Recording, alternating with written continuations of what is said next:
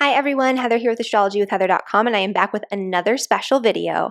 And in today's video, I'm going to be covering something a little bit different. I'm going to be clearing up a very common misconception that prevents a lot of new aspiring astrologers from making clear, accurate readings, or sometimes even putting the pieces together to even make interpretations and do astrology readings. And so this is something that might come as a little bit of a shock to some of you, or it might contradict what you've been taught, especially if you've been learning primarily modern Western astrology. And this is not to kind of take a dig at modern Western astrology. That's the primary type of astrology that I've studied and that I still practice today.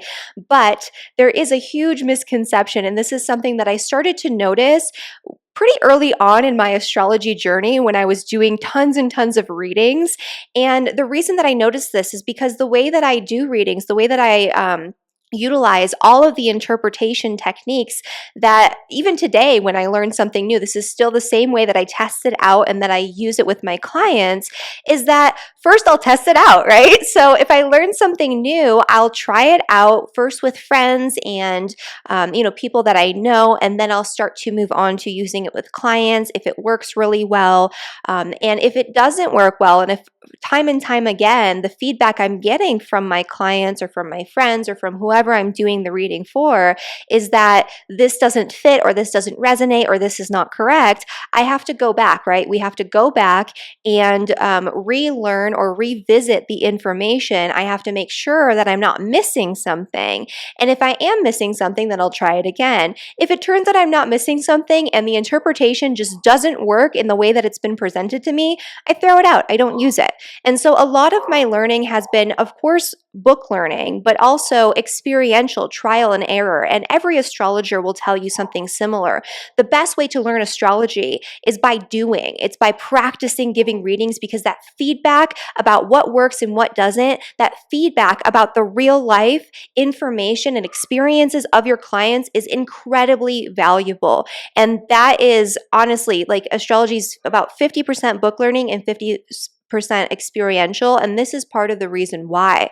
And so one of the things that I learned about and that I teach now in my Cosmic Academy of Astrology, which is my new 32-week astrology program that will take you all the way from beginner or just starting to learn about the planet signs, houses, things like that, to putting all of this and integrating all of this information together to give meaningful, accurate readings. We're going to learn about predictive astrology. We're learning about transits, solar return, lunar return, house rulerships, annual perfections, and much more. And so if that's something you're interested in, the link is down in the description below, and we'll discuss this, my Cosmic Academy, a little bit more so at the end of this video, because enrollment is open now for 2021 and it won't open up again until 2022. If you're watching this in 2022, you can still click that link to get new registration info and dates.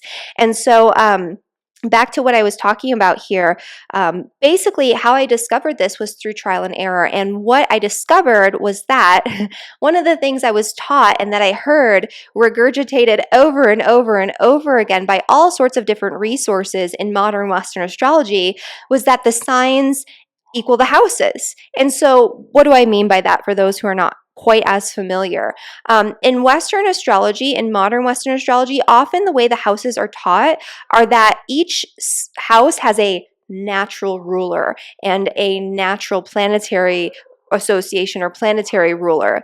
This is actually not correct in my experience in working with the energy of the signs and planets and houses. And I had to learn most of this through trial and error until I discovered why this was a little bit later on. And so basically the misconception goes, the first house is Aries and therefore has a natural affinity or rulership with Mars. The second house is Taurus and therefore has an association or a natural affinity with Venus, and so on and so forth throughout the entire 12 signs of the zodiac. This is something that not only doesn't work well in practice, although there is some overlap between the significations of these signs and some of these house significations and these topics associated with the houses, it's not a direct correlation. It's not the same thing, and it does not work that way. The houses were developed and created and understood originally very separately from the signs. In modern Western astrology, over the past couple of hundred years, somehow these two energies got merged together and sort of squished together in a way that kind of works, but also really doesn't, and causes a lot of confusion for new astrologers and new astrology students. In addition to this, when you start to learn about higher level interpretation concepts such as house rulerships, this causes so much confusion. And I know this because I teach house rulerships in my Cosmic Academy of Astrology. I've taught it as a separate standalone course before. I've taught it in my foundational astrology course. And every single time I at least get a couple of students who are like, but the natural ruler of the third house is Gemini. I don't understand.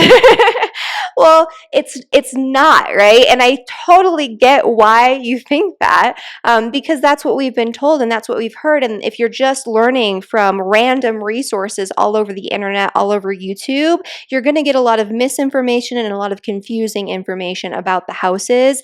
And that's the first area where a lot of students have trouble. So they'll understand the planets and the signs really well, and then they get into the houses and it's like, oh, I don't really get this, and I don't get how these fit together. And a big part of the reason in modern Western astrology is because of this misconception. So it prevents you from understanding how to just give basic interpretations, because you're giving interpretations sometimes that are not correct because you're assuming that the energy of the signs corresponds exactly to the energy of the houses. It does not.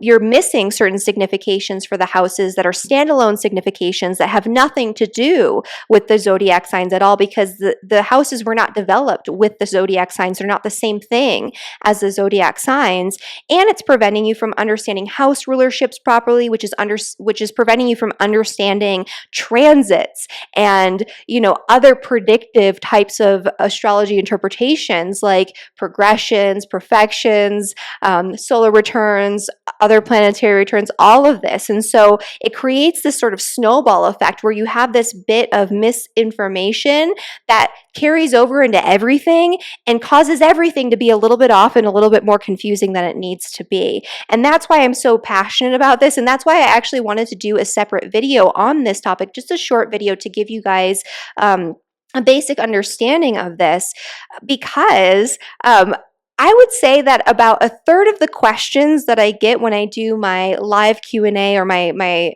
I guess not live Q&A, but my Q&As every Thursday on my Instagram stories, when I do my Q&As in my Cosmic community, when you comment on my videos, and when you ask questions in my courses, when my students ask questions, especially in my standalone webinars, when they haven't gotten their foundations in a row, or their foundations from me maybe, then I would say about 30% of the questions that you guys ask, you wouldn't even be asking if you understood the fact that the signs are not the houses. And so basically, following up on my story here, I first discovered this through trial and error, and I started to see that with certain houses, they just didn't fit with the astrological energies, like Aquarius in the 11th house. Yes, friends, social networks, groups of people that surround you, that you surround yourself with by choice, humanitarian pursuits by proxy because of that group association. But a lot of the other significations of Aquarius, like rebelliousness and, all of these other, Aquarian types of themes, didn't make sense there. The 8th house, too, was just confusing to me. There were some Scorpio types of energies, but there's also a lot of stuff there that's not Scorpio. 9th house, basically every house had some of these things where I would use these significations that I learned and they would not be accurate when I was speaking with an actual client about it, or when I was even looking at it in my own chart. And so I started to drop certain significations and certain things that I learned, and I started to pick up on some additional significations that I didn't learn initially and that weren't associated with this sign house combination that's so frequently taught in Western astrology. Once I started to do that, my interpretations greatly improved, and I was giving more accurate readings and especially more accurate predictions when I was doing predictive forms of astrology. And so, that's kind of what was going on there, but I didn't understand why this was until I started to study Hellenistic astrology a little bit. And I still study Hellenistic astrology. I incorporate certain Hellenistic techniques into the way I practice astrology and teach it, even though I'm predominantly a modern Western astrologer, because there are certain things that we've lost over the years that are super important in that house, the specific indicators or specific significations of each house are one of those things. There are other things too that I noticed as I was going through that I was like, how could this be? This doesn't make sense. Like sign-based aspects versus degree-based aspects, especially with the outer planets. I mean, there's a whole list of stuff that I was noticing through trial and error that once I started to look into traditional Hellenistic astrology, it just completely, like, it explained it straight up. I wouldn't have had to do that trial and error. And so one of those things was the houses, because they separate the houses. The house significations are different from the sign significations. And I think the first time I heard of this was I was watching a video with Austin Coppock, who's a really great Hellenistic astrologer, and he just mentioned it in passing. And I was like, oh my God.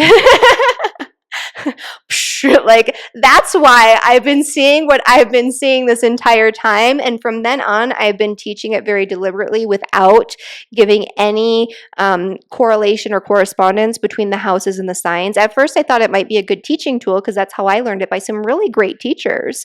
But once that really clicked, I completely changed the way that I was teaching it in addition to the way that I was practicing it. So there's no more confusion. And again, that's the way that I teach it in the Cosmic Academy of Astrology. And all of that as well. And so hopefully this helps you to kind of set off on a path of understanding things better, because especially when it comes to certain types of charts, like if you have someone who's a Libra rising, it's like, oh, the signs are in their opposite houses. That's actually not a thing, right? And once you realize that's not actually a thing and that the houses are very different, not only in their general significance, the houses are more like the context, the places, the topics in life that are being affected, the people in your life that are being affected by these energies versus, the signs, which is how the astrological energies or the planetary energies are being expressed. Even that's different. But once you realize that the significations are not overlapping, it makes it so much easier to interpret things like somebody who has something that should be quite simple, somebody who has a Libra rising chart, right? And how do the houses and the signs fit together, and the planets in the houses and signs fit together? And once you can understand that you can go on to more advanced interpretations like aspects, transits, predictions, things of that nature. So I really hope this gives you a good baseline and a good starting point for understanding the houses much more easily. And you can kind of go on a little research tangent from there. And if you want me to help you through learning about all of these foundational concepts, including the houses, house rulerships, aspects, putting it all together to learn to interpret a birth chart in an accurate, meaningful way, predictions, all of that, my Cosmic Academy, I mentioned before, is open for enrollment until March 17th/18th, midnight, overnight on the 17th. And this is the last time it'll be opened in 2021, or I should say the only time it'll be open in 2021, due to the live components of this course. And so it won't be open for enrollment again until 2022. And as far as the live components of this course go, you're going to be getting pre-recorded lectures. You're going to be getting materials and assignments and homework and quizzes that help you to figure out how to piece together what you're learning in a meaningful way to give interpretations every single week along the way. So you're building on your knowledge and integrating it into interpretations as you go along. We're also going to have monthly live classes where we do more demonstrations, where we do Q&A, where I'm going to follow your lead, because we also have a course forum where you're going to be able to ask your questions, you're going to be able to share your assignments and interpretations, you're going to be able to connect with other students to practice giving readings, which is so important for learning.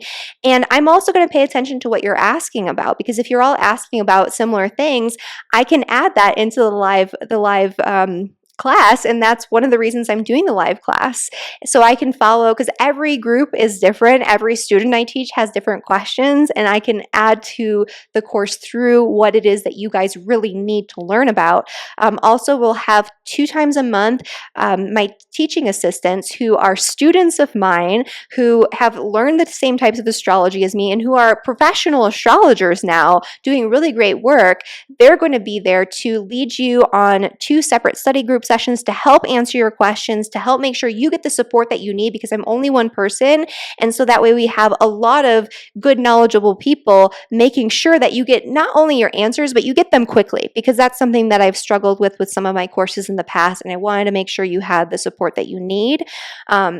And so that's basically what we're going to be doing there. There's a lot of live interaction. We're going to be giving you the support you need, the mentorship that you need, the answers to your questions, and we'll be facilitating practice, as well as, giving you those assignments that are specifically designed to help you practice what you're learning and put it together even before you're able to give an actual reading. And then, of course, we're going way beyond the basics here. This is everything you're going to need in order to actually give readings. I'm even going to talk about how to structure readings. I'm going to talk about certain specific information that you'll need as a professional astrologer if you decide to go on to work with clients. There's a whole section on this at the end of the course. And so again, enrollment down in the description below. Thank you guys so much for watching. If you have questions about what I just presented to you in this video about houses, comment below, email me. If you have questions about the Cosmic Academy of Astrology, you can also email me. My email address is in the description below, and I will see you next